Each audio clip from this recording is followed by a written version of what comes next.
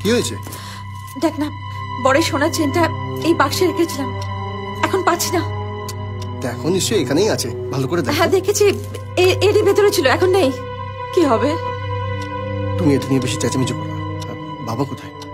ও বেয়াকালের কথা ছাড়, মেয়ের বিয়ে নিয়ে ওর কোন চিন্তা আছে? সকালবেলা চান টান করে নতুন ধুতি পাঞ্জাবি পরে কোথায় বেরিয়ে গেল।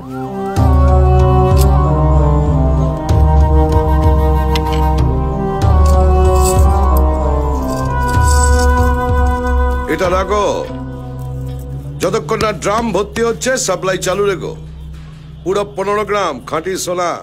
আর চোরকে দিলে সেও 40,000 টাকা দেবে। আমি কিন্তু 30,000 টাকার বেশি দেবো না। বাবা, তুমি তো দেখছি চোরের থেকেও ভিখিরি। নিতে হলে নাও, নাহলে ফটো। সালা চশম। ঠিক আছে দাও, ছেঁড়া জালে যা আছে ওর সঙ্গে একটা পয়েন্ট ফ্রি করে দিও। ওরে বাবা, এ আমি কাকে দেখছি? গরিবের রাখরায় লক্ষ্মীর আগমন। এবার বলো তো মা লক্ষ্মী, তোমার ছেলেপুলেদের নিয়ে এই প্যাচারটাকে কেন খুঁজতে এসেছো? আমার কপাল, গায়ে হলুদ ফেলে রেখে মেয়েটাকে ছুটে আসতে হয়েছে, কারণ বাবাকেই তো নান্নির মুখে বসতে হয়। ও এখন মনে পড়েছে যে ওদের একটা বাবা আছে।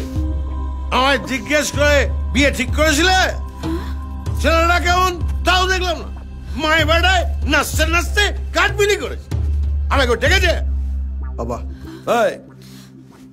ও তোদের একা পয়দা করেছে? হ্যাঁ, আমার কোনো ক্রেডিট নেই।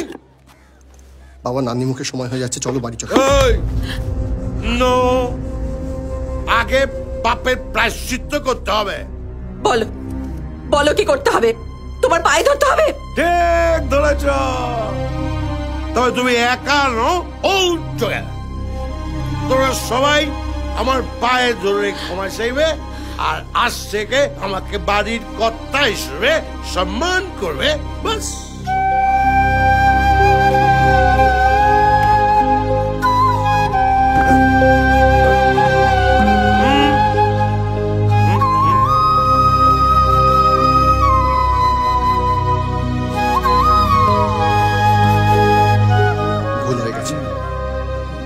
ভুল হয়ে গেছে বাবা, মা।